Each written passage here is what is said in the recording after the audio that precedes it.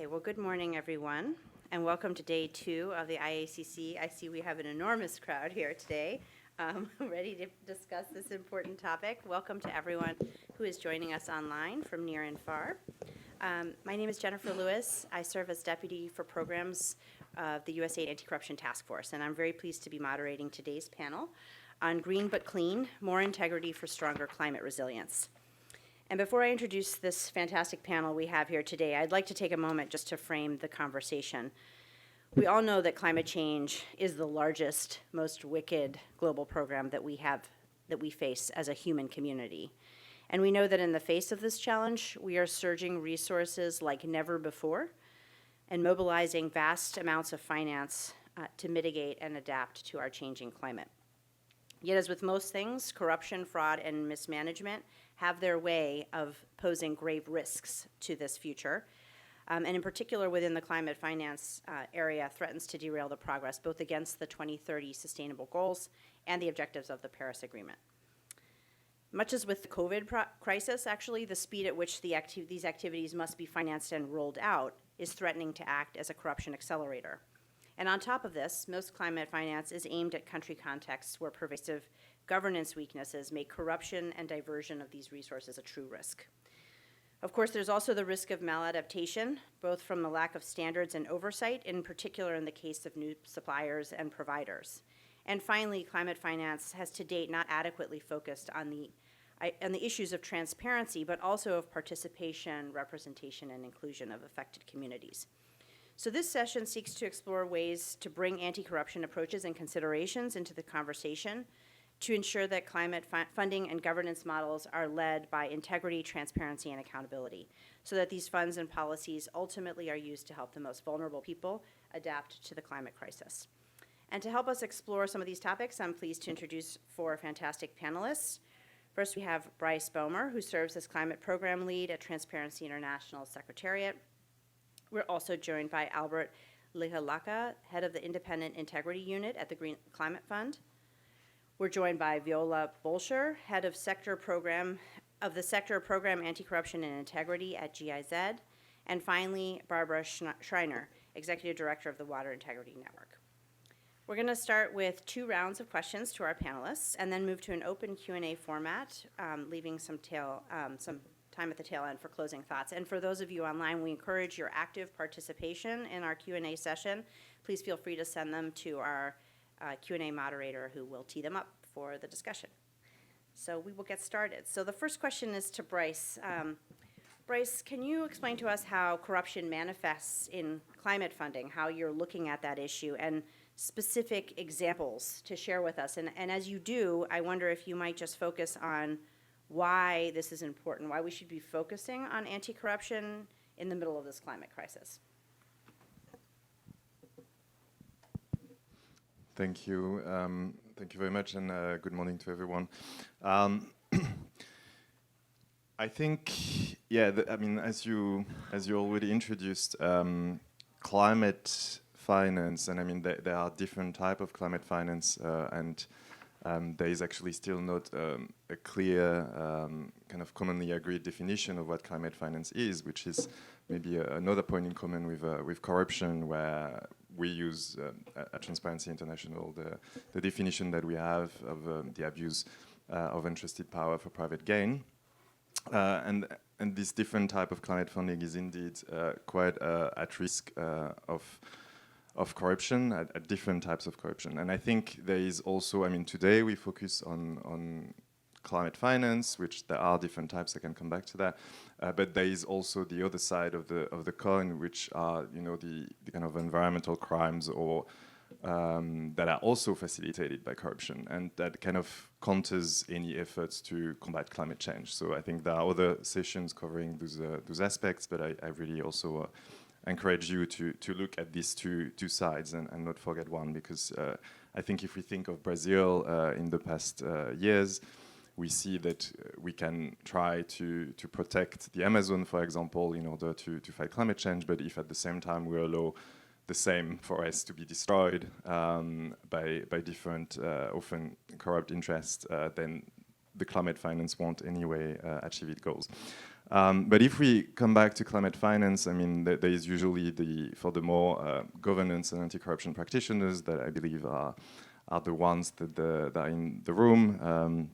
Mostly there is kind of the climate adaptation that is looking at adapting to climate change, so it's a lot of infrastructure, for example, and then there is the other side, which is mitigation, which tries to kind of prevent or slow down climate change. So if we look at those two types of climate finance, there are different risks and different types of corruption that's written. It's in Bangladesh, our colleagues from TI Bangladesh did a study and showed that in a specific sample that they look at on adaptation projects, they found out that 54% of those projects were misappropriated through corruption and mismanagement. And here I'm also pointing out that it's not sometimes that clear to say what is 100% corruption and what is mismanagement, but sometimes what look like mismanagement can be actually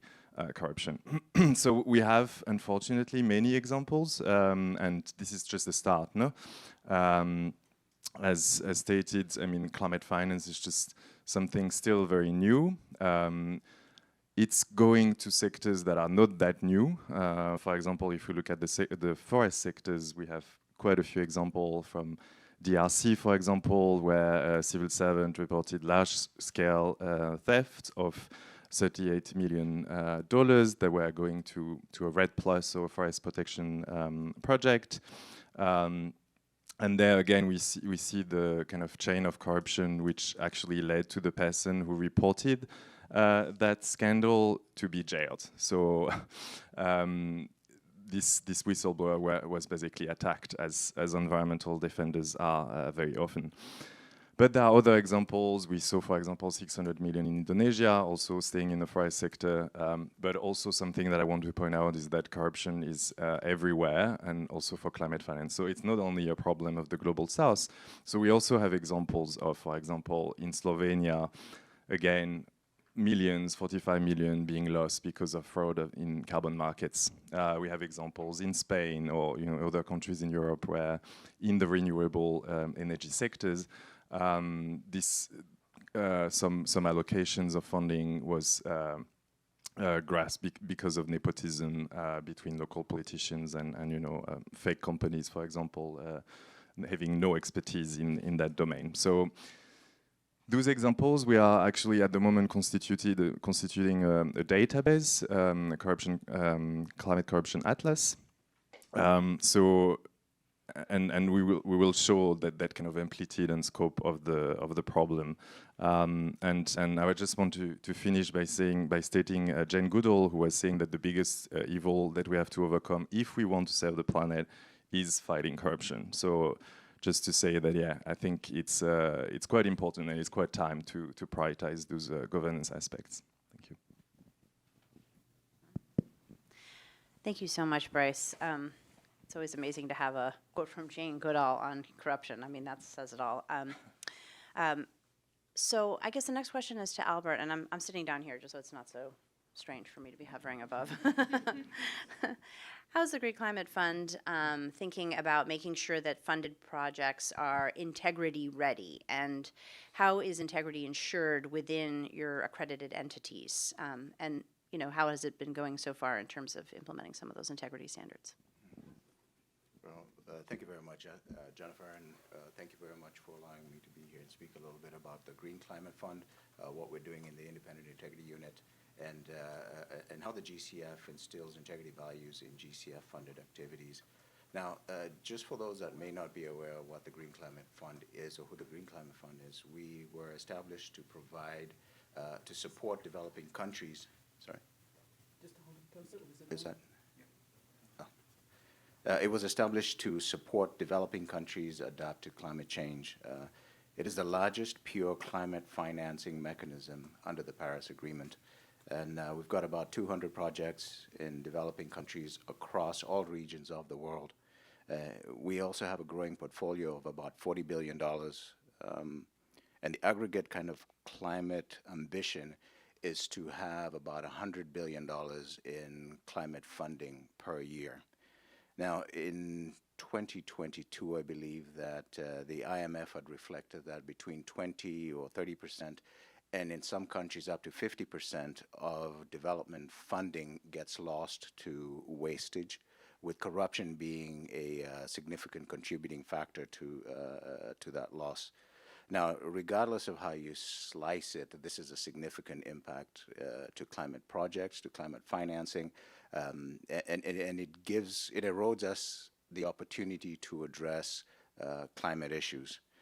Now, there are two primary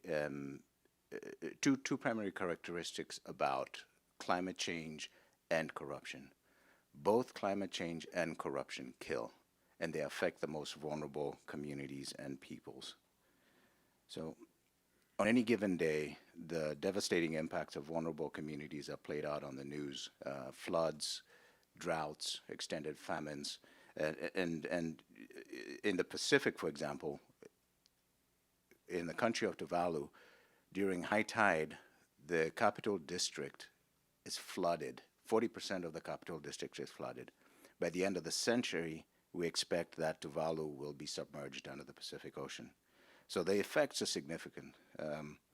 Now, the unfortunate reality about climate change is that developing nations were not responsible for the climate change. But in some countries, corruption has exacerbated and magnified the impacts of climate change to devastating effect. Now, this is the backdrop that the GCF is operating under. At COP26 at Sharm el-Sheikh, Egypt, a couple of weeks ago, and some of us here on the table were at that event, the executive director of the Green Climate Fund reflected that climate projects are more vulnerable to corruption and corrupt practices than any other projects, just because of the complexity of the funding mechanisms that are involved in climate funding. Now, it reflected the absolute urgent need to take steps to mitigate these issues. Now, we all know that corruption does not exist in isolation and that there are enabling ecosystems to support corrupt practices. And it is to this end that the GCF has taken mitigating steps to address this. We've established an integrity policy framework that includes a policy on prohibited practices, which is akin to the MDB's sanctionable practices. We've got a whistleblower and witness protection policy, the anti-money laundering and countering of financing and terrorism policies, and the administrative remedies and exclusions policy, which takes effect following substantiated investigations, which is akin to the sanctions regime of the MDBs, the multilateral development banks. Now, the GCF also has integrity prerequisites that all counterparties, accredited entities, must demonstrate before they access GCF funding. They establish minimum fiduciary standards and are assessed every 5 years to ensure that their accredited entities comply to these minimum fiduciary standards. Now, how does it relate directly to investigations of prohibited practices? The GCF board established the Independent Integrity Unit, which is my unit, to investigate violations of prohibited practices such as fraud and corruption. The GCF maintains a zero tolerance policy towards these practices. And in doing so, the IIU does not necessarily have just an investigations mandate, but we also have a preventions mandate where we seek to proactively identify integrity risks and remedy the vulnerabilities through collaborative mechanisms and stakeholder engagements through capacity building, provision of technical assistance, policy advisory services, joint investigations, etc. But notably, the IIU also applies technical innovation such as machine learning and artificial intelligence to determine and rank GCF project risks based on integrity risks, and the product of which is used to inform GCF mitigation strategies. Also, very importantly, as we move forward, the IIU seeks to engage with civil societies, donors, and partners across sectors to institute mechanisms that erode at opportunities for the occurrence of prohibited practices such as corruption. Now, thus far, we have been fortunate in working collaboratively with a lot of the individuals in this, on this table, with Transparency International, Water Integrity Network, and also with our colleagues at GIZ on the Peer Learning Alliance. So we've made really good inroads in that capacity, and we continue to hope to do so with colleagues that we meet in this in the IACC, and potentially as we explore other potential relationships. Now, both my colleague and I, Sanjeev here, will be here for all week, and we do hope that we'll get an opportunity to speak with you, and please speak with us when and hopefully we can develop a potential way to address climate issues. Thank you. Thank you so much, Albert. I do have a follow-up question for you, which I wonder if you might answer briefly, which is, you've laid out a lot of really comprehensive sort of safeguards that that you have put in place, and obviously your mandate extending well beyond investigation to prevention. I'm wondering how you're thinking about the overall environment in which these climate funds are being invested. So in other words, what are you doing in terms of assessing that corruption risk at the outset rather than on a project-by-project basis, and sort of the role that these climate funds may play potentially in exacerbating or feeding into corruption dynamics? I wonder if you could just speak to that for a moment. You know, that's a very good question, that's a very good question, and I'm not sure I'm very well positioned to provide a response just yet. I'd need to ponder on it a little bit. The GCF is in a maturity cycle where we've got the projects that are just being implemented. So a lot of our focus has been working to try and identify potential risks to the organization and to the project. So we've not necessarily looked at the macro level interventions that could mitigate some of these issues. We're kind of focused on the micro and maybe meso level interventions to address these issues. But as we move forward, one of the things that we do want to ensure is to start looking at these big picture type of interventions to make sure that we address the integrity risk and climate financing. But also the GCF, we got to note, is not the only player in this space. We need to ensure that we work with partners and everybody else in the game to kind of make sure that we can bring these integrity issues to light. Great, thank you. Sorry to put you on the spot. Well, that actually leads perfectly to the next question, which is to Barbara, which is that one aspect that we're seeing are these seemingly disparate governance models for climate financing, with public, international, and private players working sometimes in an uncoordinated fashion. So wondering if you could shed some light on what the main sources of climate funding are and some of the integrity risks that are associated with their various governance models. Thanks very much, Jen, and thanks to the two previous speakers who have kind of set up quite nicely what I want to say. And I do want to kind of like zoom out to the kind of macro picture of climate finance, because here talking about integrity, not specifically talking about corruption risks yet, I'll get to those, but talking about integrity issues and issues of transparency and accountability. Brice referred to the fact that the Paris Accord talked about 100 billion of climate finance being made available by 2020. Well, we didn't reach it in 2020. It also specifically talks about new and additional funding. The OECD put together figures in which they said that we had got to around 78 billion, sorry. But actually, when you dig at those figures, and this is where the integrity and transparency issue comes from, and the accountability issue, when you dig at that 78 million, about 45% of that is not new and additional. It is repurposed development aid. So it's just calling what was already in the development aid sector by a different name. So in fact, you can take about half of that 78 billion away.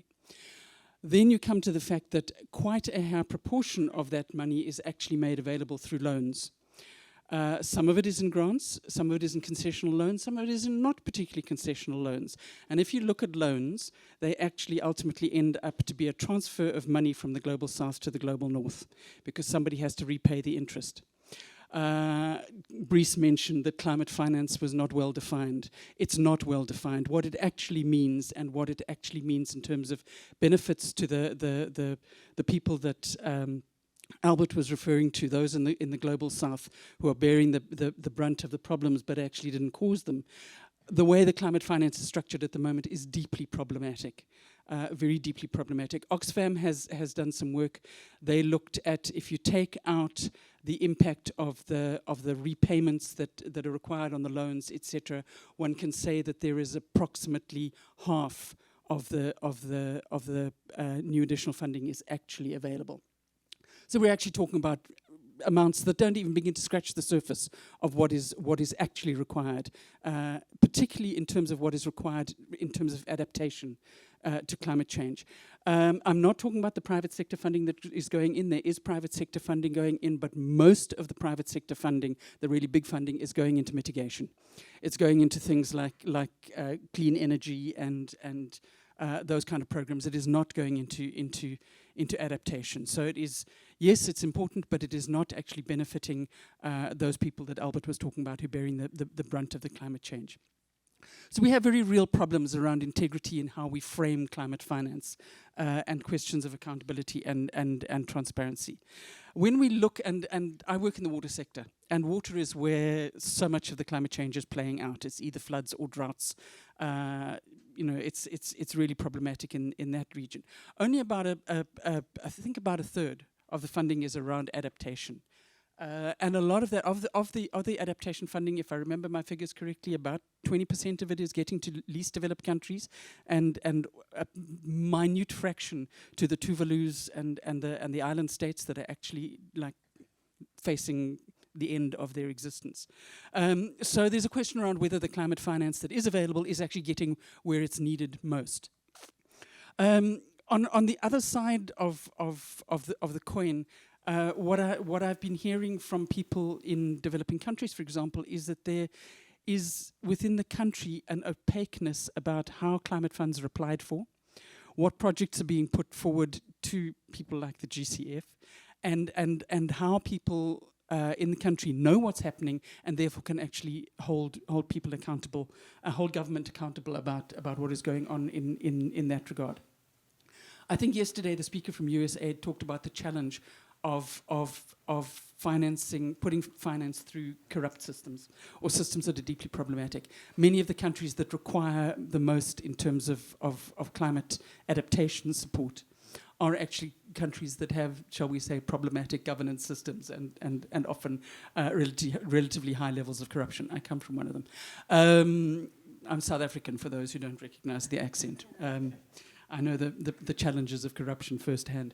But there is that challenge of how do you actually then manage the climate finance, this extra funding that is coming into systems that are already problematic. And we can discuss maybe some of the solutions and options a bit later. Thank you so much, and thanks for really driving home the point about where this money goes and who's selected, and the real human impacts of that is so important. I'd like to turn to Viola to talk a little bit at a different level about some of the multilateral and cross-sectoral collaboration that has often been mentioned as being some of the most important solutions to the climate crisis. And the same obviously goes for the work on climate integrity and anti-corruption. So I'm wondering if you can explain to us a little bit about how you see this collaboration working in practice, and in particular, telling us a little bit more about GIZ's Peer-to-Peer Learning Alliance on Climate Finance Integrity. Thanks. Thank you very much, and good morning. I am the head of the GIZ Anti-Corruption Advisory Program to our Ministry for Economic Cooperation and Development. So in particular, we are mandated to mainstream anti-corruption into the whole German development cooperation and for piloting innovative anti-corruption approaches. So today I would like to tell you about one of these initiatives. So already back in 2017, and that means far ahead of my time as project lead, this project initiated together with TI and the OECD Effective Institutions Platform, the Peer-to-Peer Learning Alliance on Climate Finance Integrity.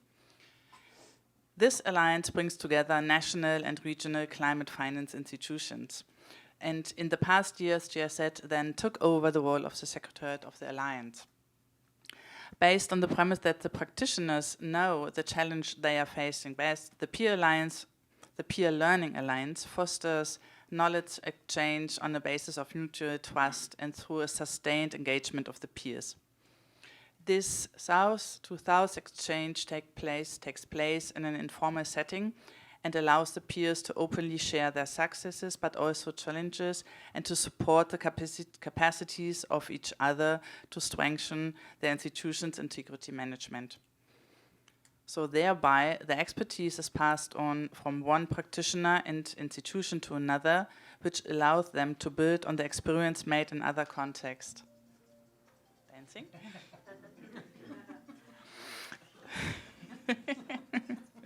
So most of the phones, they have something like silent button. So no, it's fine. It has been hacked. So inputs from external experts complement their peer exchange. This approach of peer-to-peer learning is based on a method of the OECD's Effective Institutions Platform. This is a joint initiative by OECD and UNDP. And our project used this approach as well in other contexts and with other partners. So for instance, for a peer group of African anti-corruption authorities. So it's really useful. So, well, before COVID-19, the Alliance was able to start with several face-to-face meetings, which allows a certain level of trust to be established. So they met in Frankfurt, in Germany, in Nepal, in Peru. And currently, the Peer Learning Alliance consists of 7 institutions from 6 countries. This is Honduras, Peru for Latin America, then Morocco, Nepal, Uganda, and Vietnam. But let me tell you a bit about what made this alliance a success. So we commissioned an independent evaluator who analyzed the outcome of the alliance. So overall, the alliance succeeded in creating a safe space for an open exchange between the members, and this was really crucial for the following results. So for instance, all peers introduced new policies related to integrity management or refined existing ones. One institution started a reorganization process in order to establish an integrity unit. This was new for this institution. And one of the member institutions reported that they improved the transparency in their own procurement system and set up an independent procurement committee that approves all processes until the contract has been awarded. And we are talking, for instance, about Honduras, and you may know how the situation is in Honduras. Several institutions improved their transparency and complaint reporting mechanisms, and this includes increasing public information access. Also, the way to handle integrity issues was influenced. So one peer reported that as a result of the discussion in the Peer Learning Alliance, their approach has been adjusted. And the Learning Alliance also supported the peers institutions to better meet the Green Climate Fund standard. So having this example in mind, and knowing that some of you fellow panelists are also already involved in the Alliance, I would be happy to discuss with you, but also with the colleagues from the audience, how to develop this approach further, or how it might be useful for the newly created practitioners forum that was presented yesterday morning. So, thank you very much. Thank you so much. So I think we're going to move into our second round of questions. And again, just a reminder for those who are still joining us virtually to scribble down your questions for our Q&A session, and we hope for active participation both in the room and virtually. So Brice, I'm going to bring it back to you. We've just heard about a really interesting peer-to-peer learning alliance. From your perspective, how can civil society best contribute to curbing corruption and climate financing? And what are some tools and modalities that have worked particularly well? And in particular, I think we'd be interested in hearing a little more about whether, in addition to curbing corruption and uncovering corruption, whether these mechanisms have also strengthened participation of some of these affected communities. Right. Thank you very much, Jane. Yeah, I think there is a key role for civil society, and it's usually directly linked to the issues, indeed, of participation and also kind of making the accountability lines work better from the local level and the community level to the global fora, like the Green Climate Fund, for example, where some decisions are being made. And actually, if you look at the complaints received by the main climate funds, including the Green Climate Fund, they are mostly related to issues of consultation and consultation even pre-project starting. So I think when we look at those corruption or those integrity issues, we really have to look at the whole chain of the project cycle, and even before the project starts, where I think some of the most kind of corrupt dynamics can be seen, and also some of the most kind of impactful negative impacts can be lived by the communities on the ground. And here you can think of ill designs project. And as I was saying before, when is mismanagement or ill design of project, and when is it corruption? So when is it that I'm giving a big contract, or I'm choosing where a climate project will be implemented because it's close to my consultancy or close to my family business, or et cetera, et cetera. And as Barbara was saying, I mean, we actually try to map in some countries, where are the most vulnerable areas and where is the climate finance flowing in those countries. And it was two completely different maps. So I think that also shows the kind of amplitude of the problem.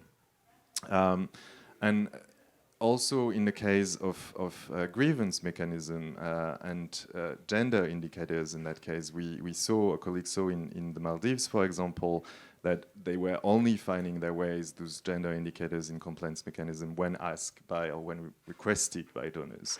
And here again, it's when looking at complaints mechanism and the way to kind of redress potential problems in climate finance projects. Whereas is that the grievance mechanism, or whereas it's the consultation, if you don't include half of the population, and usually the ones who know better what to do when we talk about the issues we are talking about, then there is a huge problem, no? And again, if it's not pure corruption, then it will result in projects that, at best, climate projects that don't have any positive impact on climate or on the environment, at worst have negative impacts on the environment or negative impacts on people. But at the same time, I think there are some kind of good examples. We saw, for example, good kind of consultation models adopted through the OGP, through the Open Government Partnership in countries like Costa Rica or Argentina, where there were real efforts to do some consultation, for example, to develop climate action plans, and not only ticking the box exercises. Another tool or another set of tools we've been using in some countries is what we call social accountability tools. So it can be, for example, public hearings or integrity pledges, when we try to bring together project implementers on the ground and gather, for example, communities that should benefit from the projects. Sometimes most of them don't even know that there is a project happening. This is like, I would say maybe 70% of the cases. This is not like research, but this is just my sentiment. So I think that's those kind of tools can be quite powerful. I've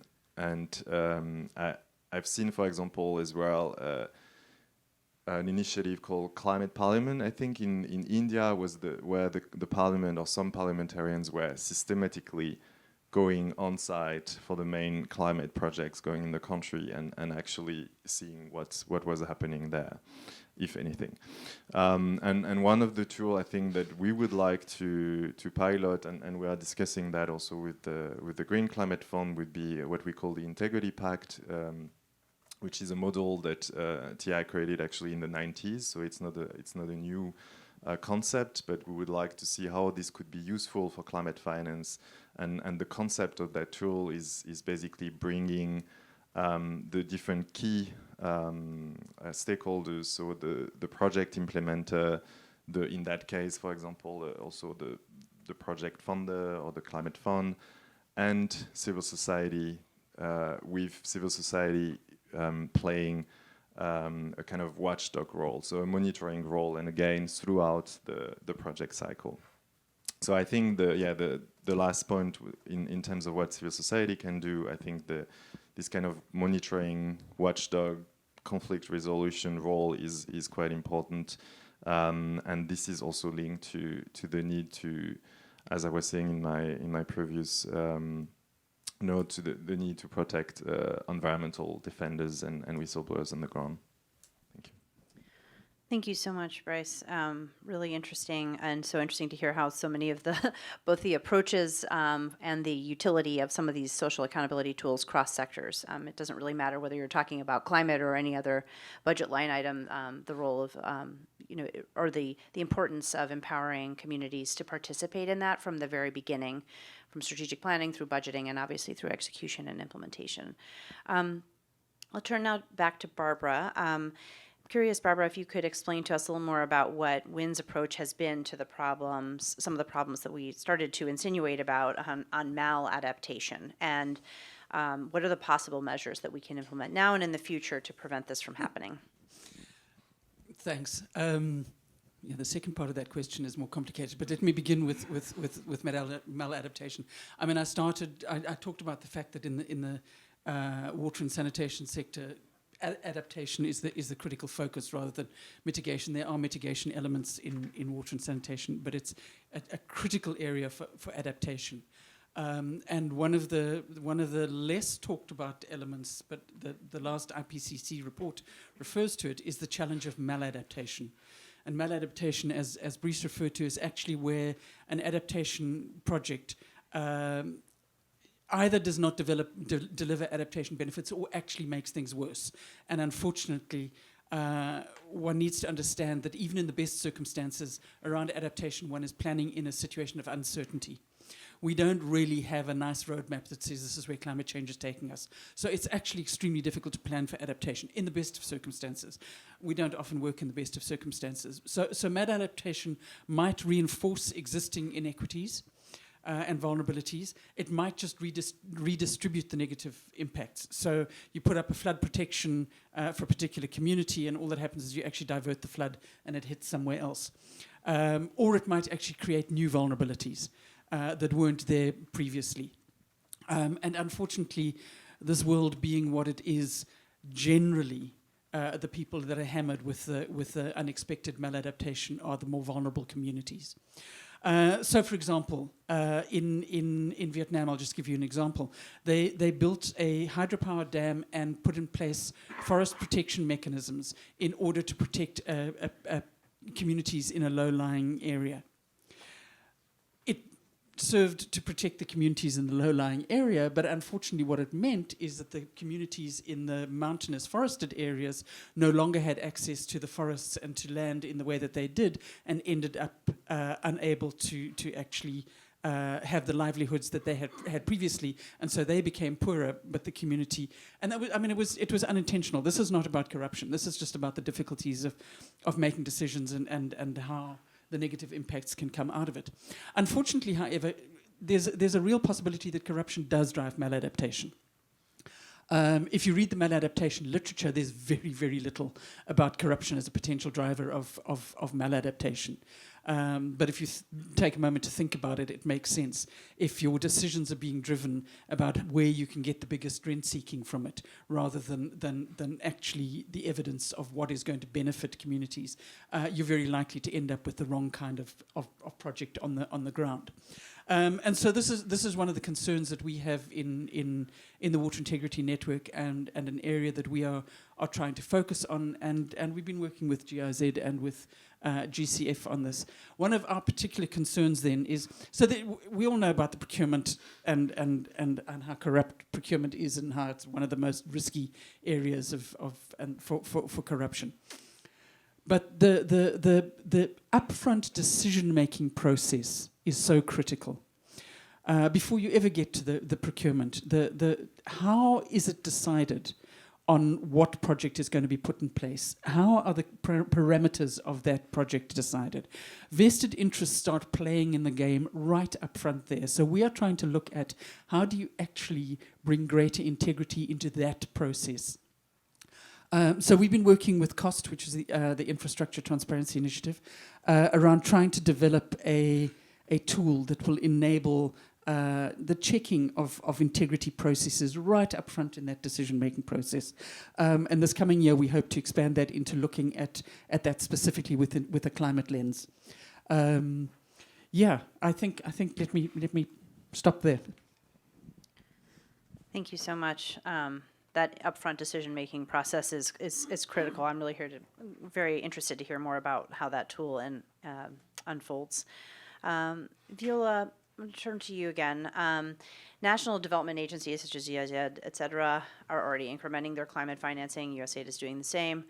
What approaches is GIZ taking to preventing corruption in your climate projects? And how are you assessing the risks of this corruption in terms of grantees, et cetera? Thank you. Since March 2022, this year, the Ministry for Development and Economic Cooperation approved their new anti-corruption and integrity strategy. So right now, anti-corruption is understood as a quality criterion for German cooperation, or for the German Development Cooperation. Before, for many years, the German Development Corporation has been supporting specific anti-corruption projects, so for instance, strengthening anti-corruption commissions, etc. But now we are really focusing on mainstreaming of anti-corruption in all sectors, and this makes a difference. So for instance, anti-corruption and education, access to water or health, or in projects that aim to support peace building. So this new strategy means, so due to the new quality criterion, it is mandatory for all German Development Corporation projects to integrate anti-corruption in each project. So for climate projects, this would mean to analyze and mitigate potential corruption risk before they get to start. And this is more than the traditional compliance approach. This is much more.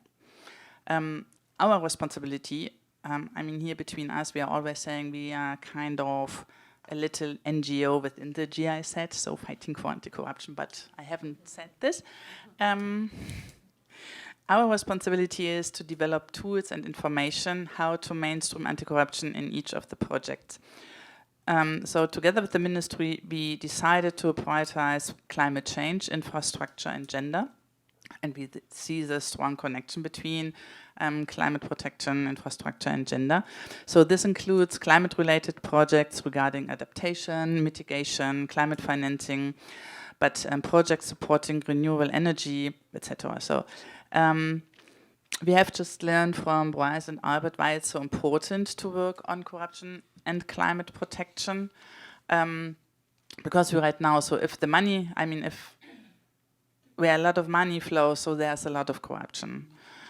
This is just easy to understand. So doing that, trying to integrate anti-corruption within the climate project, we have to understand that our colleagues working in another sector, they need to get support to be able to mainstream anti-corruption. And we need to understand how climate financing works. And we need to get peers from the climate sector to develop the needed approaches and tools together. So this is what we try to do. Together with our colleagues from the climate projects, we are developing a sector-specific anti-corruption risk assessments for climate financing. This includes sensitization, so awareness raising, explain how corruption works in climate finance and how to respond to these risks. Of course, so the first step is about compliance and the integration of certain legal requirements for grantees. But then the next steps include the implementation of the anti-corruption principles, such as participation, transparency, and accountability. So we try to encourage our climate financing colleagues to cooperate with the civil society, with national human rights institutions, to support anti-corruption commissions or the justice system.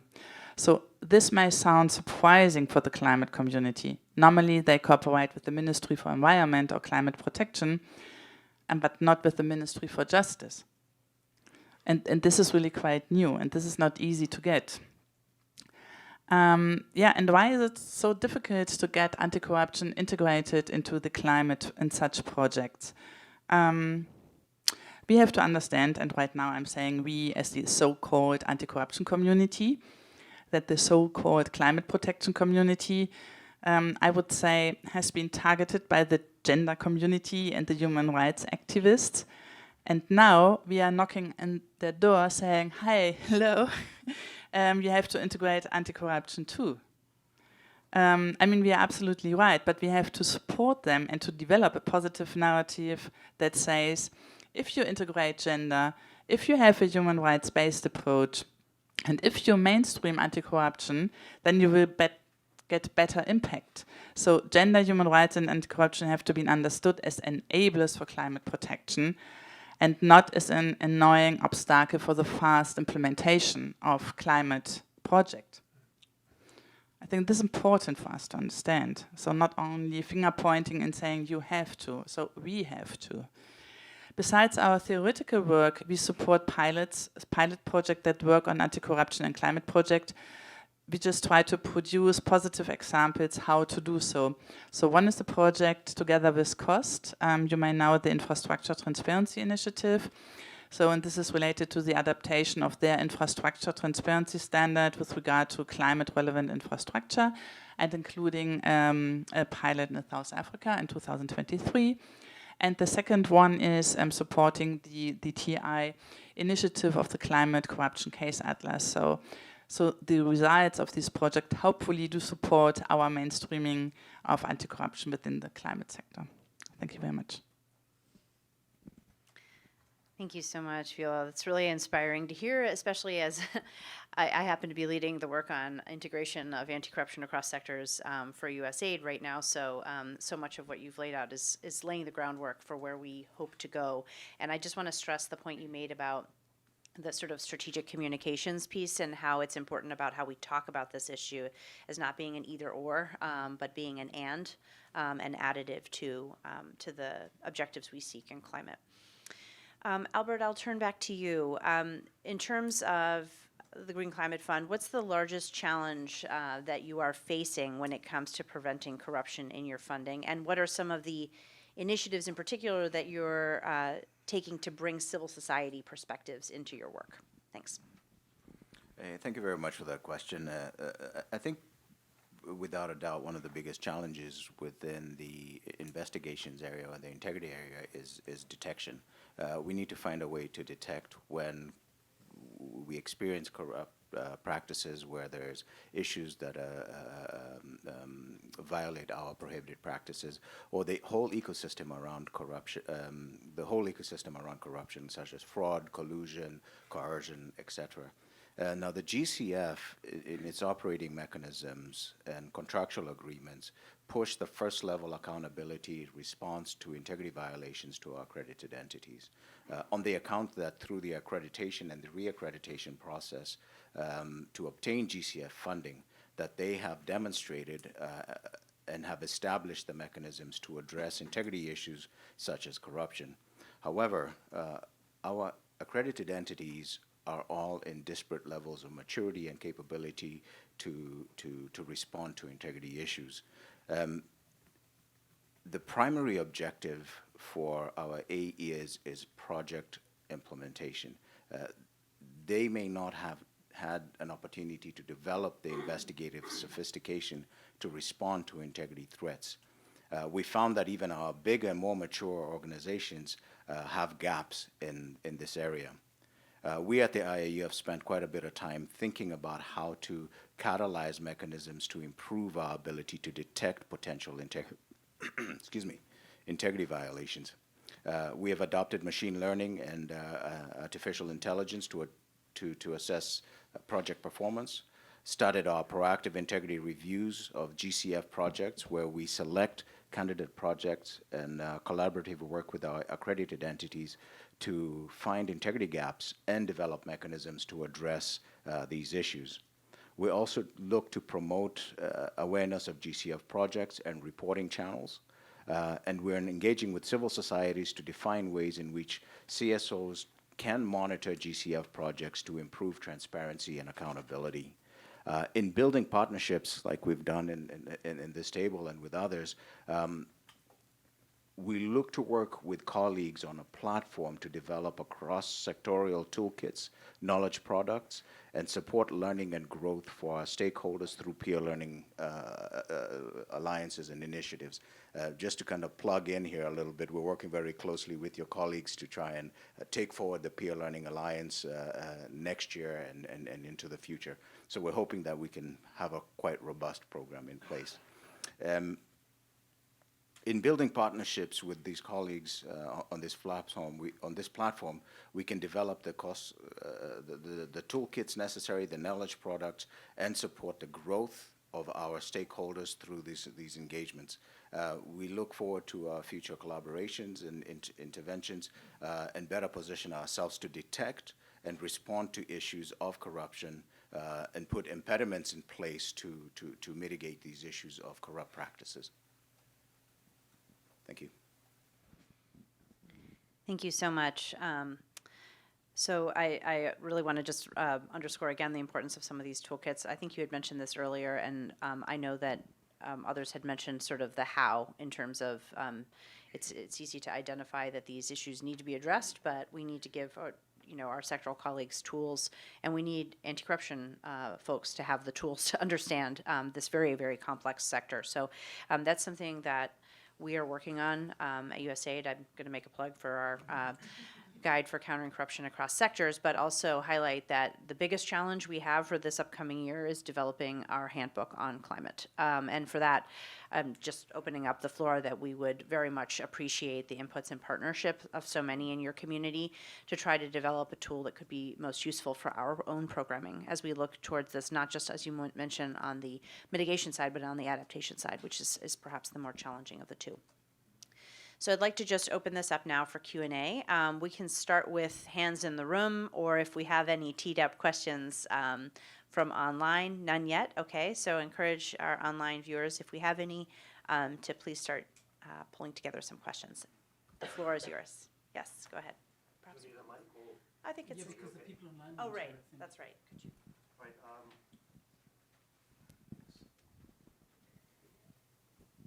Thank you very much. I'm Hamid Sharif from the Asian Infrastructure Investment Bank. So I'm very interested in this topic since our motto is lean, clean, and green as a bank. But I heard a lot which applies actually to regular infrastructure projects. I mean, we've been in this space for ages. You go back to the 90s, the anti-corruption policies were adopted, the prohibited practices, the sanctions. So the MDBs have been all over this topic. I was hoping to hear something special about green projects in particular, beyond the normal corruption risks which are there for all infrastructure projects, which we know, amongst all the sectors, infrastructure is the highest in terms of corruption risk. One of the things I think it's worth bearing in mind is that when you look at green projects, I think the issue of what gets into the pipeline is really, really important. And we've been talking about it for 30 years. And I remember Wolfenson, when he was there at the World Bank, suggested that there should be a country compact and all donors get together and we kind of figure out and prioritize projects. But this never happened. This has never happened. So you still get projects pitched to these financial institutions in a pretty ad hoc manner. And the quality of due diligence to determine whether these precious resources should go to this project rather than the other, I think this is a hit and miss. And I think that's something on which all IFIs in particular, have to work. The other insight, I think, is that at the moment, you've got various MDB groups which are trying to define GHG emissions and so on, or carbon reduction. I think until we get a common methodology on this, we're going to have the risk of, which has happened, I think, with some of the very earlier funds, that you got into the pipeline projects which actually weren't very green, but they were able to access pretty privileged and concessional funding.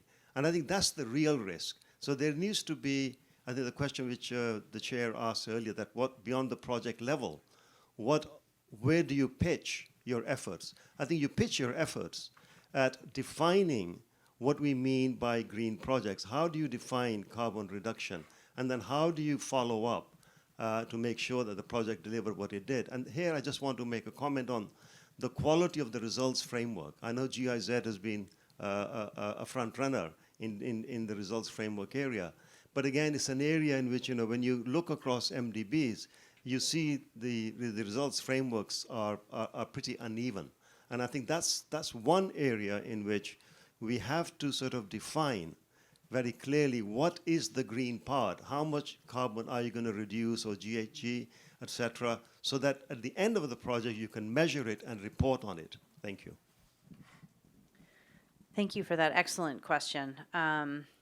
So I think we could maybe split up a few responses, and I'm happy to take however you'd like to do it, but it strikes me that I heard a couple things. One is about the difference about what gets into the pipeline, so that's strategic planning, the common methodology in terms of defining green projects, and then the issue of results. And so in terms of what gets into the pipeline, Albert, is that something you might want to talk about, or is there one of those who'd like to take one of these questions?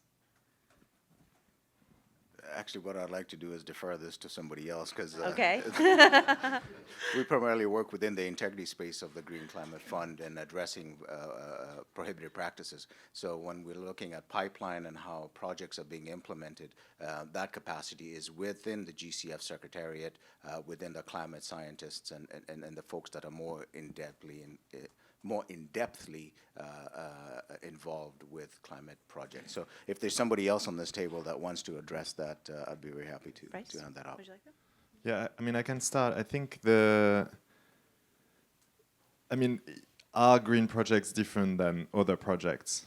I'm not sure. I mean, this is what I'm actually always telling my TI colleagues, why are we working on climate issues and environmental issues?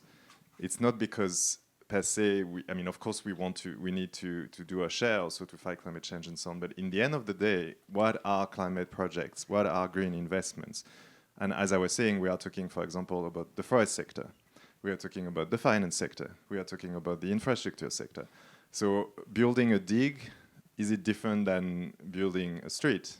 So I think there are more, there are issues, specificities of climate finance when it comes to the responsibilities of some countries in climate change, as Barbara was evoking, I think.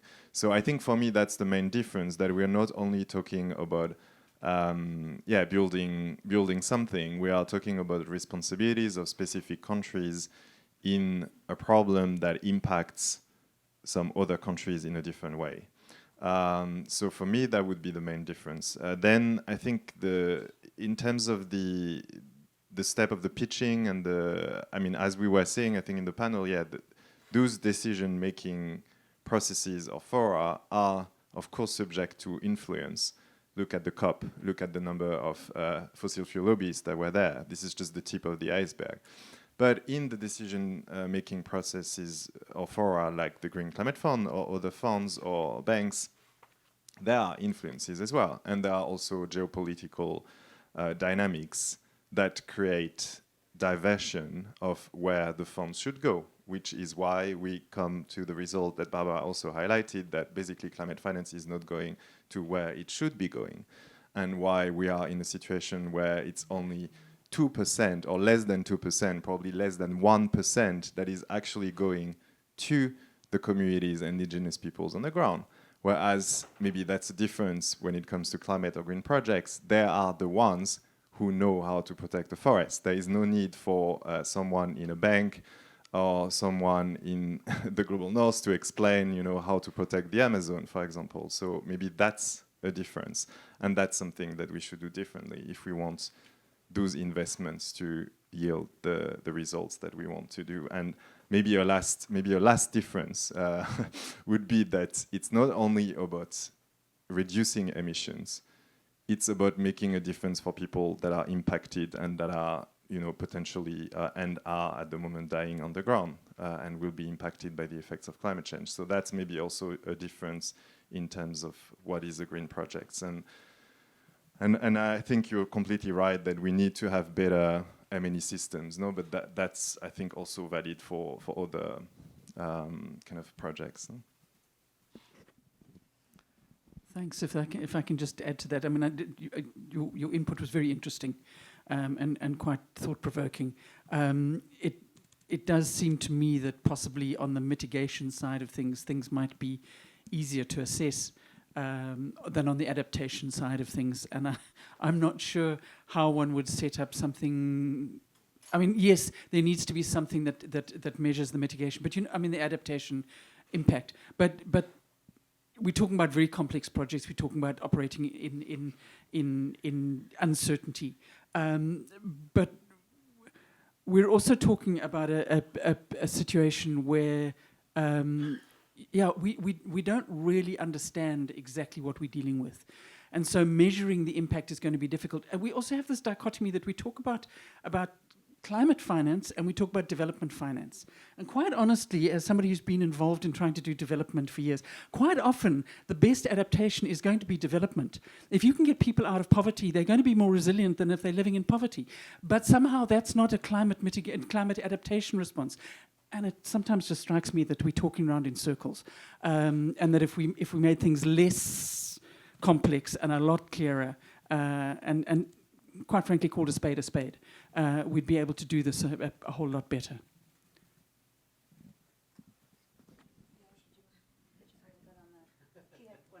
Yeah. Yeah, maybe just a short idea. I mean, we as the GIZ, we are a development cooperation agency, and we are mostly funded by the Ministry for Development and Economic Cooperation. So for this work, both so the ministry and we as GIZ, we have developed a lot of strategies, guidelines for anti-corruption, human rights, gender, the USAID frame approach and whatever. But a lot of the money related to, let's say, the climate protection comes from another ministry, so the Ministry for Environment. And this is absolutely different because they don't have this development approach, they don't have this project logical framework approach and whatever. So there's a lack of coherence within the work, and still we are a bit struggling with this with these differences we have to make depending on if the money is coming from one ministry or the other. Great. Excellent. Go ahead. Yeah.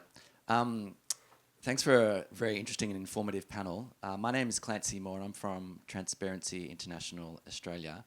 I've got an offer but also a question for the panel. Firstly, on infrastructure, great to hear you identify, Barbara, the issues around corruption and a lack of governance at the project selection stage. Transparency International has just recently piloted a new tool called the Infrastructure Corruption Risk Assessment Tool that actually addresses those corruption risks at that project selection stage. A lot of infrastructure, particularly in the Asia Pacific, investment is around renewable energy, and we're very concerned, as are our chapters in the region, around the corruption risks around those big renewable energy projects. And we've recently piloted the tool in Indonesia and looking to roll it out across the Pacific. So that's an offer to the panel to use the tool, to adapt the tool, and happy to talk more, obviously, with colleagues later today and into the week. And then my question is to our representatives from GIZ and USAID. So Transparency International's global mining program, we work in 23 countries across the world, and we're seeing increasing corruption risks around the mining of transition minerals. So these are the minerals like lithium, copper, cobalt, and nickel. We know that many of these minerals are located in very corrupt-prone jurisdictions. For example, 70% of the world's cobalt, and I think about 59% of the world's nickel are located in high corruption jurisdictions. So I'm wondering, what do you see the responses for civil society and governments to address those corruption risks in the mining of those energy transition minerals? Thanks. Sure, why don't we take a second question so we can merge them.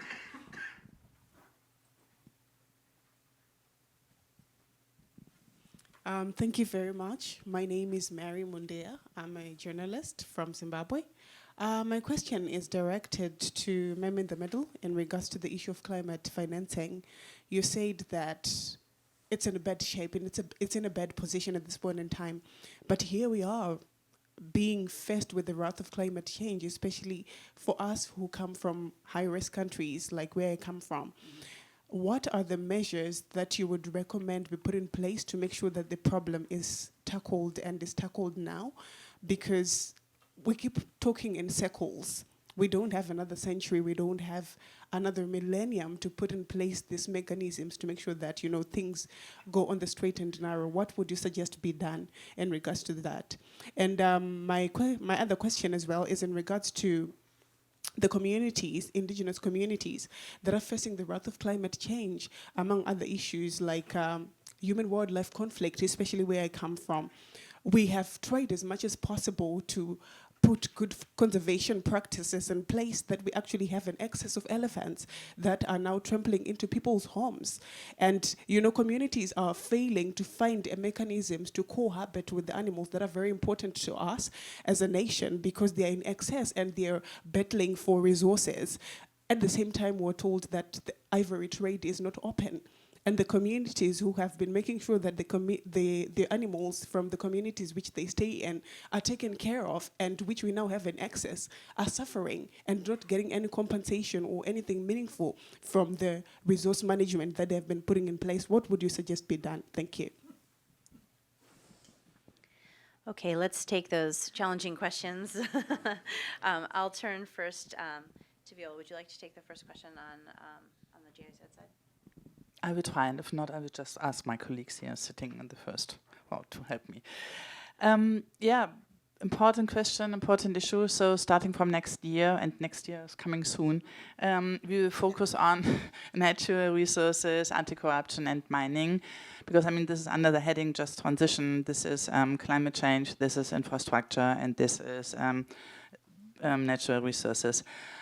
We have been supporting for many years the EITI initiative, and I have been working before in human rights, so we have always been trying to use the EITI as for supporting the civil society even more in difficult countries where the civil society is facing serious problem related with shrinking spaces, closing spaces, or you mean.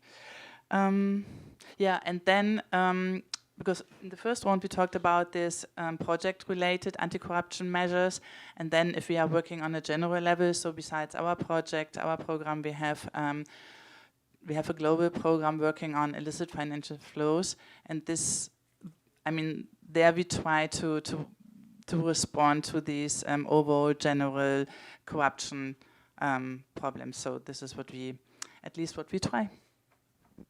Great, thanks. I'll be really brief, but in terms of USAID, the issue of critical minerals has been on our agenda for quite some time. It's an area of focus for us because, I mean, first and foremost, as a development agency, we understand the potential of these critical minerals in terms of really being transformative for the countries in question, right? They're a source of own source revenue, and they should be used to develop these countries. They should be used for public purposes. We also understand the grave threat that of the potential new green resource curse, and so in countries around the world, we have been out ahead of this in terms of trying to implement standards that exist currently, the EITI standard in particular, but others around global transparency and accountability standards that are aimed at trying to prevent that from the get-go. And so it's about open contracting, and it's about ensuring disclosures in both revenues, but in terms of concessions and the way decisions are made on the contracting and licensing. And this is especially important in the race for green minerals, which has geopolitical overtones as well.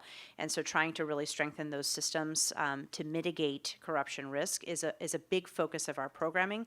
We have had a number of pilot programs in the DRC. We have something that's ongoing in DR. We've done work in other countries where these issues will be increasingly important, and it will be a focus of our global level programming on building resilience to transnational corruption, because we see this as a transnational issue as well as a domestic issue in terms of the critical minerals supply chains.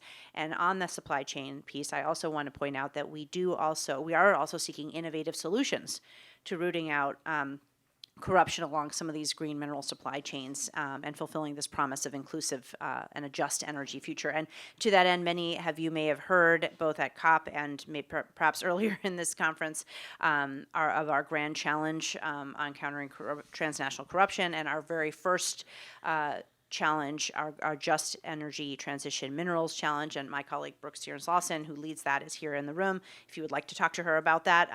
But we are also having a session actually on Thursday between 2 and 3 if you'd like to drop in and learn more about that. But it is absolutely on our radar. Now I'll turn to Barbara for her very easy question. Yeah, I'm just going to solve the world's problems quickly here in 30 seconds. Thanks for the question.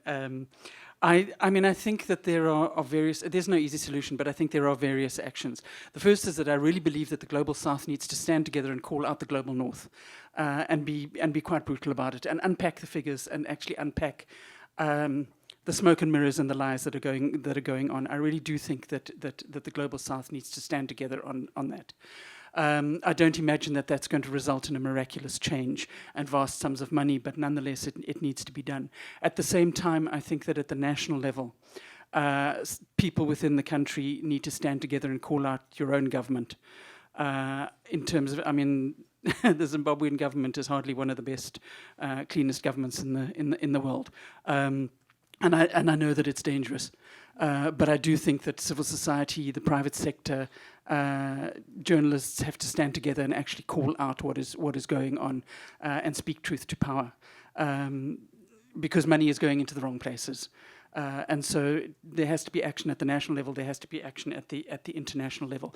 And then I also think that it's critical that people don't wait for money and solutions. There's a lot that people can do at the local level to actually address their own challenges. And local knowledge is actually critically important. And the power of a community organizing and mobilizing is enormous. The second question that you ask around the elephants is less of a corruption question than a question relating to the implementation of CITES, which is the Convention on the International Trade of Endangered Species, and the rules that were put in place in terms of CITES around the sale of ivory in order to protect elephants. And I know that South Africa tried to actually get a change in the CITES rules some time ago, saying, can we please actually be allowed to cull elephants and to use the ivory as development money, and we didn't win. And again, I think it's something where the South needs to stand together and say, listen, you know, this is actually our business. But I also think that there are other alternatives, which I mean, I think South Africa then started selling elephants instead to other countries in Africa. So there are options, but I'm not sure that is specifically a corruption issue. But I must say that yesterday in a session that I was in, and Brice, you may want to talk about it, there was a group that's being put together around corruption, environmental corruption, and the wildlife trade was specifically mentioned in that. And I know that there are a lot of people here from the wildlife trade, WWF, and various bodies that you might want to link up with. Do we have any online? I just want to make sure let's ask for one from on. So this is a question for Albert. It's from Ivan Zapan. Funding for CSO monitoring of climate finance is always insufficient. Other funds and IFIs have established funding mechanisms for anti-corruption initiatives funded by settlement agreements and or fines from grantees that have committed corruption. Couldn't a similar funding mechanism be put in place within GCF?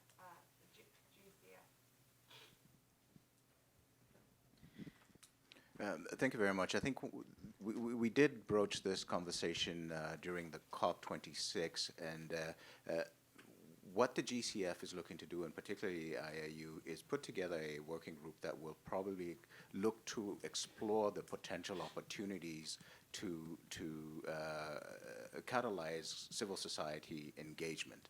Now, that may include trying to identify mechanisms to fund civil society organizations, look at the pros and cons of doing so, and making sure that there's a certain level of independence that civil societies would have for them to execute on their mandate more effectively versus being encumbered to the IAU or the GCF for funding.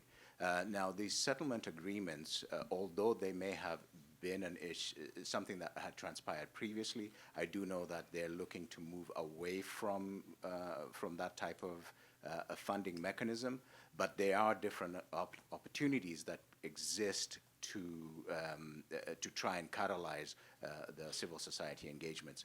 We are really in the early phases right now, but we do welcome the engagement of civil society organizations to try and work with us to try and figure out how we can make sure that that happens. At this point, maybe the low-hanging fruit is building capacities, providing technical assistance, that kind of work, and then we can work with with donor organizations and nations to figure out how we can do it in a more holistic way. So I don't have a response regarding funding of civil society organizations, because I think that's something that we can still explore and come up with a more robust mechanism to address that issue. Great. Let's take two more from the room, and then I think we'll have to close. I'm not sure who. Yep. Yeah, Hi, my name is Rukshana. I work for the International Land Coalition. So we have been hosted by International Fund for Agricultural Development, and our constituency is largely rural people, pastoralists, indigenous peoples, and local communities who live on and from land. So we just need to be real. I think the last question was great.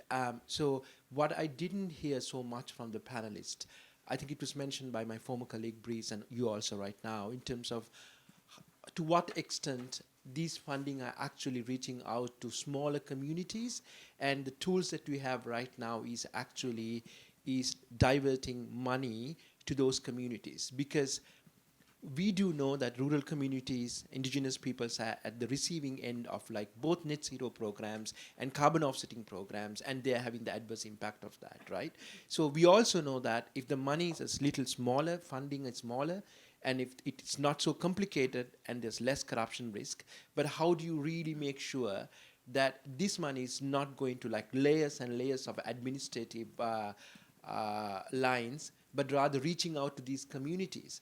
But here is the thing, when we work with these people, we realize that their financial literacy may be not so high, but there are certain examples where they manage to, as you said, build capacity on financial literacy and smaller networks at the grassroots level, and the money has been actually effectively being used because these people have been living in these ecosystems for centuries and looking after them, and it's been very effective. So my last point is that in the COP27, they have agreed on loss and damage funding, and it's a hard-fought win for a lot of people who campaign for that, and it was great. And there will be a ministerial meeting in March, and I really want to see whatever which is coming out of this session, whoever will organize it, and to make sure that there are 8 pillars that people who campaign for that. One of the pillars is transparency and accountability of loss and damage funding. So the lessons learned here, so far funding projects, actually if that can be fed into this, and also the civil society views, that would be really helpful in terms of defining how we're going to go forward in loss and damage funding. Thank you, and we look forward to that. Thanks. Let's take one more question, and if you could be brief, please, in your question. Thanks. I'm Andrew Preston from the UK government. A question really for the donors. Really 2 elements. Firstly, I think there's an issue around framing on this. I mean, this panel's principally been around climate finance. I mean, obviously critical minerals has been mentioned, environmental crime as well. I'd love a steer from you on how do you get most cut through at the most senior level with your governments? Is it by framing it all collectively, or is it around going in specifically around particular areas? And then more generally, how do you get cut through at senior level with your governments? Asking for a friend, I'm assuming. Okay, yes, one more question to add to that. Thank you. My name is Kia. I'm from Transparency International in Madagascar, where lots of environmental crime occur and corruption as well. So it is not really a question, but a suggestion to donors. It's an appeal for more sanctions against governments who do not comply with international standards and with your rules, because this happens, but most of the time we are waiting for more sanctions, but they don't come. You have the influence and power, to change things in such countries like Madagascar and others, because I do agree that we have to get rid of our own, business by appealing. We are doing this as CSOs, we are working with the grassroots, but they don't listen. So please use your influence and sanction them when it is needed. I know that donors always say they are our partners, governments, we have to stick with them and stuff, but I'm sure that there is a way for doing this, not in an anti-diplomatic way, I would say. But thanks a lot. Great. Who would like to take the localization one, the one about money reaching rural communities? Barbara, Brice, either one of you? I mean, I took it as more of a statement than a question. So yes, absolutely. There's a real challenge about how to get the money where the impact is and where people actually can make use of it. And I think actually that we are seeing a situation where we're moving the other way.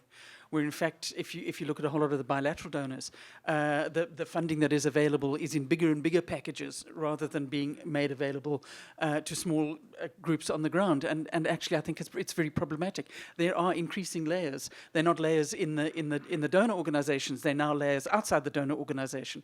But it goes through a whole lot of different players to get there. And I think we do need to think about a framing of how does one make easy finance, small amounts available to the people who can really make a difference. I know that there are some organizations, and this is not specifically in anti-corruption, but rather in development. There are organizations, NGOs that are actually doing that, making small grants available to communities with minimal reporting, minimal admin, working on the assumption that communities will work with it. But I don't think it's something that we're seeing in the climate finance space yet, and I think it's a massive challenge, including to the people sitting on either side of me. And maybe just to add one point, I fully agree. And you said also that that often those type of mechanism have less corruption risks. And I think that's why in my previous point I was also talking about like how different is our green projects and how different is climate finance and what are we talking about. And I think there is often a rush to talk about new solutions and new climate technologies, right?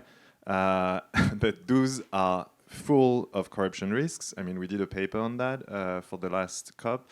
And this is something that is actually not even much discussed during the COP area, for example, but that is very concerning and that are often fake solutions, whereas, as you pointed and as Barbara was saying, we know that those type of solutions actually work because they have been working for centuries.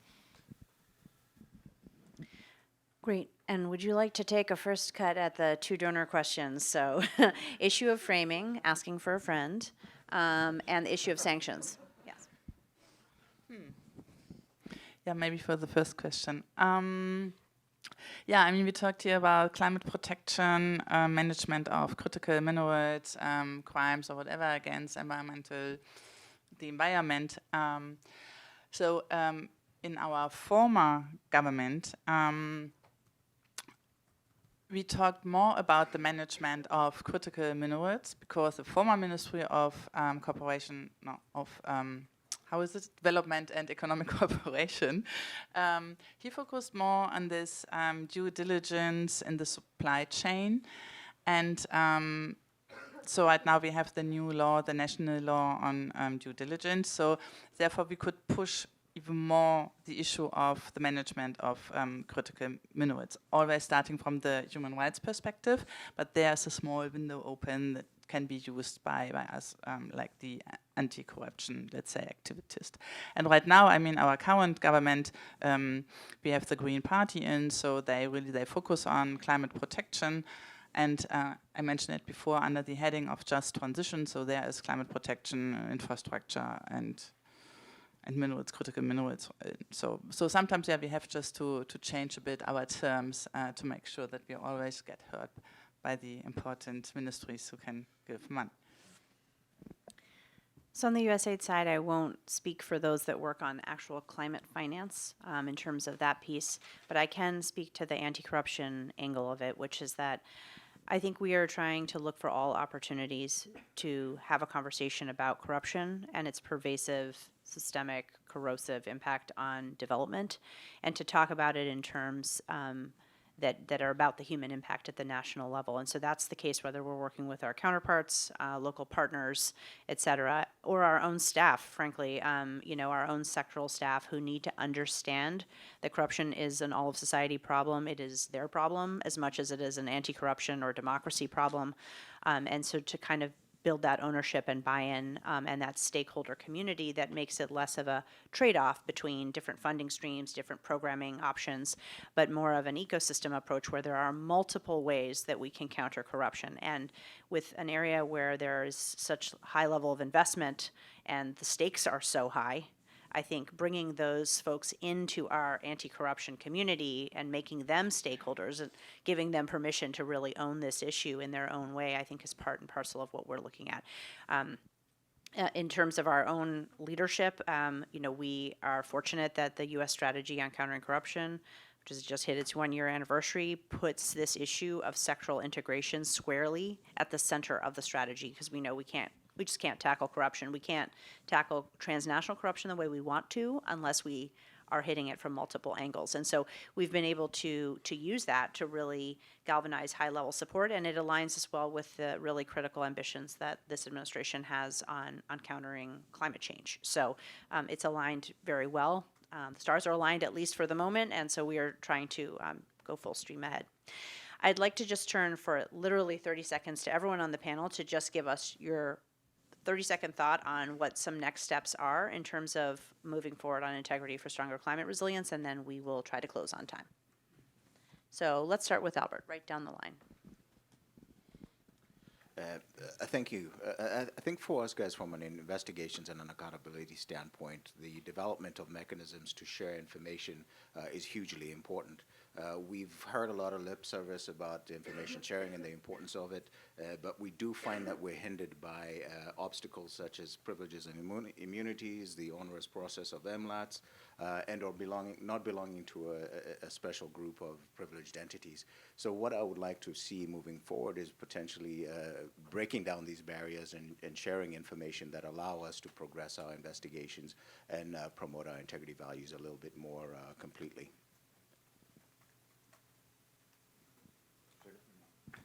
Okay, so 3 quick points, so 10 seconds per point. First, just to reiterate that we need more money, and at the same time we need better integrity systems. Second point is that we need cross-sectoral cooperation. We had the good example of the peer-to-peer learning alliance, for example, today, and yesterday, as Barbara mentioned, we launched a new practitioner forum where I have some information here, and you can join us also for lunch tomorrow, where we're trying to bridge the different communities and the kind of environmental climate people with the anti-corruption practitioners. And thirdly, I would just end on a positive note. I think we see there are old and new challenges, but that also means new opportunities, and opportunities to shift paradigm, opportunities to do things differently, so that we're not in that position of the 2% that we mentioned before, and we foster integrity as well. Very quickly, I think 2 things. I think in relation to what I was talking about around maladaptation in the climate change and the links to corruption, I really think that there's more research needed, and there's a lot of awareness raising needed, because I don't think that it's yet sufficiently high on the agenda as something that is actually a very serious problem that is facing us. So that one, research and awareness raising. The second thing is that prevention is always better than cure. And I would like to see that there is more investment put into building the capacity to actually reduce the risk of corruption rather than trying to deal with it once it's happened. And that is both in terms of building governmental capacity, it's building the capacity of journalists, investigative journalists to actually track it down, and it's building the capacity of civil society. And if you want to talk about a return on investment, I actually think that investment in the prevention side of things is huge return on investment. Okay. I think we have to work harder to build the bridge between climate financing and corruption. and and try to build up to have an integrated approach between all the sectors we have talked about. So you mentioned the critical mineral sector. It's about infrastructure or the issues related with climate. And make use of the nexus to build up synergies, and and maybe to think a bit more about cooperation between different actors, and to work more on different levels, the micro, meso, and macro level. You mentioned the communities. I mean, we are always trying to cooperate with the civil society, but sometimes, you spoke about it, sometimes it's easier to get $1 million than maybe $10,000 for a project. So we have to try to change this a bit, to be able to cooperate with really the grassroots organization also, and to have a project, let's say a project level approach, but then a general strategy for anti-corruption and fighting illicit financial flow. Thank you very much. Great, thanks. And I'll just add to what everyone has said here, which they already made my points on cross-sectoral learning. But in addition, I think we need to be better at the international level, the donor level, the funder level, and the international NGO level, sharing experiences, but also promoting sort of more collective action ourselves, moving forward on the same track, identifying the risks. We have the tools, we have the knowledge, as you pointed out. Many of these programs have similar corruption challenges and also similar opportunities to embed integrity. And so we really should be having these conversations, not just at an IACC, but on a more regular basis. So thank you so much for attending today. Thanks to our virtual participants as well for tuning in. And feel free to stick around, ask any questions of our participants. And thanks to all of you.